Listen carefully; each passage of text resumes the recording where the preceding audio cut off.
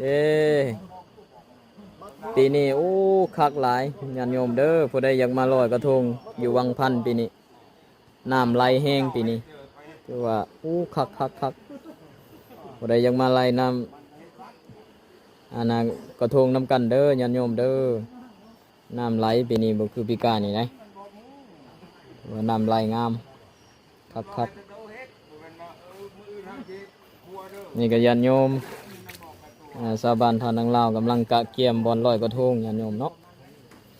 กะเกียมบอลลอยกระทงเฮ็ดห่างบอลลอยกระทงเลยญาติโยมเข้าไปโคงห่างมันบางคนก็พากันเบิ่งสถานการณ์ว่าสิเฮ็ดได้ใด ว่าสิเฮ็ดได้ใดต่อไปเนาะโอเคเนาะญาติโยมเด้อผู้ใดอยากมาลอยกระทงปีนี้โอ้สุดยอดน้ำโอ้หลายน้ำไหลงาม